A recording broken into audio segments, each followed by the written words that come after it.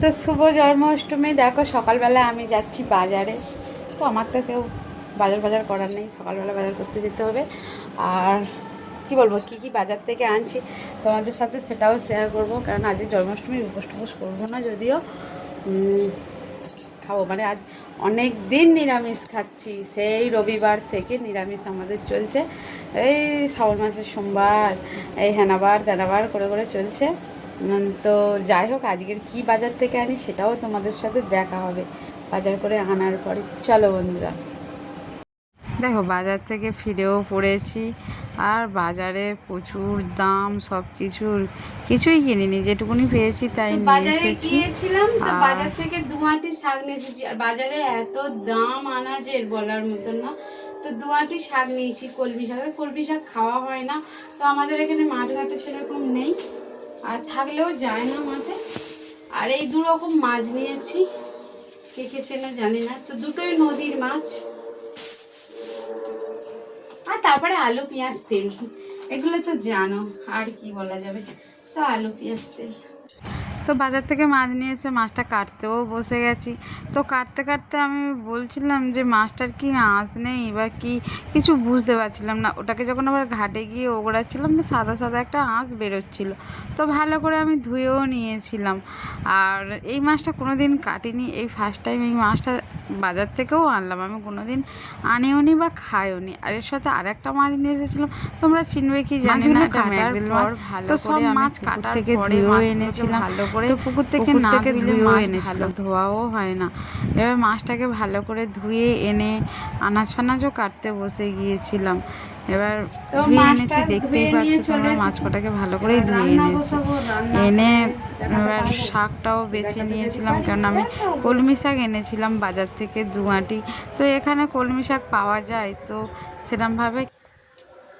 তো দেখো এই কলমি শাক না অনেকের পাড়াতে বাড়ি মানে হয়, পাড়ার পুকুরে বিলে অনেকেরই হয়। তো আমাদের এখানে তোলার মানে জায়গা নেই, আর আমি কোথাও এসব তুলতে যাই না যদিও। তো দেখো এই কলমি শাকগুলো কিন্তু মানে জোলার মাঠের কলমি শাক। তো বাজারে বিক্রি হচ্ছিল, আমি নিয়ে এসেছি। তো এরকম কলমি শাক কারা কারা খেতে ভালোবাসে। আমার তারপর থেকে কলমি শাকগুলো বেছে নিয়ে দেখো আনাজটাও আমার কাটা হয়ে গেছিলো। তো এখানে আনাজ বেশি ছিল না, পেঁয়াজ আদা রসুন আলু আর কলমি শাক, কেন মাছটা আমি ঝাল করব এর বেশি। সব গুছিয়ে গেছি নিয়ে আমি গ্যাসের ওপর কড়াটাও বসিয়ে জেলে দিয়েছিলাম, যে ওটা ততক্ষণ তাতুক। আর হচ্ছে কি আমি এগুলো জোগাড় করে নিই। আর এগুলো না জোগাড় করলে না খুব অসুবিধা হয় পরে আমার রান্না করতে। আর ভালো করে গুছিয়ে রান্না করলে কান্না খেতে ভালো লাগে বলো। তো গুছিয়ে রান্না বান্না করে খাওয়ার সময় তো আনাজটা ভালো করে কেটে নিয়েছিলাম। আনাজ মানে কলমি শাক, পেঁয়াজ আর ওই আদা রসুন আলু এগুলোকে কেটে গুছিয়ে নিচ্ছিলাম। রান্না করতে গেলে এগুলো না গুছিয়ে নিলে পরে খুব সমস্যাই হয়। তো কোনটা কাটবো কোনটা করব বুঝে উঠতে পারি না একা মানুষ। তারপর আদা রসুনটা ভালো করে বাটার জন্য শিলটাকেও আমি ধুয়ে নিয়েছিলাম। তো ওটাকে বাটবো, এখানেই থাকে ধোয়া টোয়া মোছা সবই, তবু একটা ধুয়ে তো নিতেই হবে। তো মাছটাকে বসিয়ে দিয়ে কড়াতে, তো ভাবলাম গ্যাসে একা একা করতে এগুলো করা হয়েই যেতে পারে। আমার আর অত ভালো হাইফাই মানে সব কিছুটা না, খুবই নর্মাল। তো গ্যাসে রান্না করতে হয় দাবার মধ্যে, আমার তো আর বেশি জায়গা দেয়নি যে আমি করতে পারবো, আমার কোনো জায়গাই নেই। আমার একটা দাবা একটা ঘর ছাড়া কোনো কিছুই জায়গা নেই। শাশুড়ির যদি 3-4টে মানে ছেলে হয়, তো বাবা মা কটা ছেলেকে আর কদিকে দেখবে। দুটোকে দেখলে একটাকে খারাপ চোখে দেখবে, বা একটাকে দেখলে দুটোকে খারাপ চোখে দেখবে। তো সেরকমই ভাব আমার বাড়িতেও আর 5টা শাশুড়ি শ্বশুরের মতনও আমাদের। তোমরা এটাও দেখেছো আমি গেটে ঢোকার সময় আমার গেটটা কত বড়। তো এটা করেছে আমার শাশুড়ির আর এক ছেলে, আমাদেরকে জব্দ করার জন্য প্রচুরভাবে মানে তৈরি হয়ে থাকে যে কিভাবে জব্দ করব। তো যাই হোক, কেউ কাউকে জব্দ করতে ঈশ্বর ছাড়া কেউ কাউকে জব্দ করতে পারে না।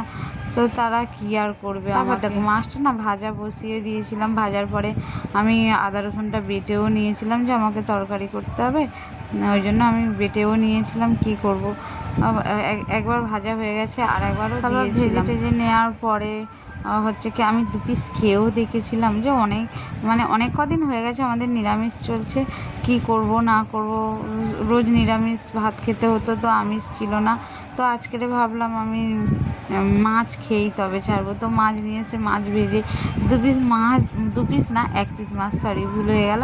তো 1 পিস মাছ খেয়েছিলাম, 2 পিস খাইনি, 1 পিস খেয়েছিলাম, সেটা দেখতেই পাবে তোমরা, এই ভিডিওতেই আছে। তো দেরি হচ্ছে বলতে, তো খেয়ে নিয়েছিলাম।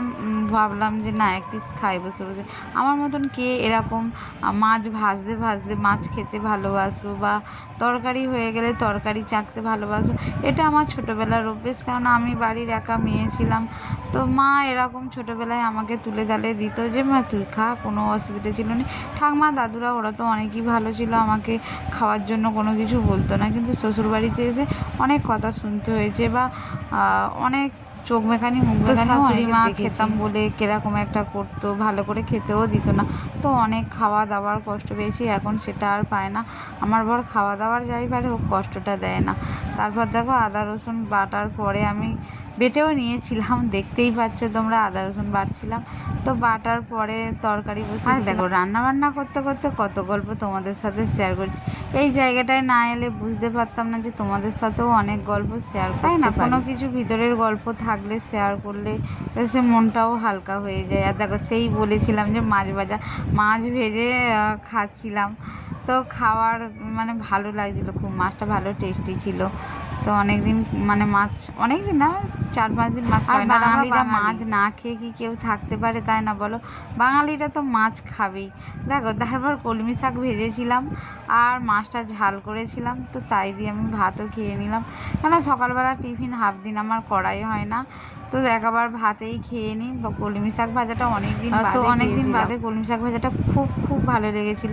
আর কেনা জিনিস, বিশেষ করে চাষের থেকে দেখবে, নিজেদের ঘরের চাষের থেকে কেনা জিনিস হলে সেইটা যেন টেস্টি লাগে। তো নিজেদের আশেপাশে হয়তো আছে, আমি মাঠে যাই না। দুপুরবেলা ভাত পাতে মাছ না হলে কিন্তু খাওয়াটাই জমে না। আর আমি না লেজা খেতে ভালোবাসি, যেখানে মাদের বাড়ি গেলে বা ঘরেতেও যেটাই হোক, আমি গেলে ভালোবাসি যে লেজা আমাকে। তো দেখো হচ্ছে কি আমার ছেলে না শাশুড়ির বাড়ি আচার নিয়ে এসেছে। আমরা আচার করে যখন খাওয়া শুরু হয়ে গেল, এই আচার কে এরকম ভাত খাওয়ার পরে আচার খেতে ভালোবাসে বল?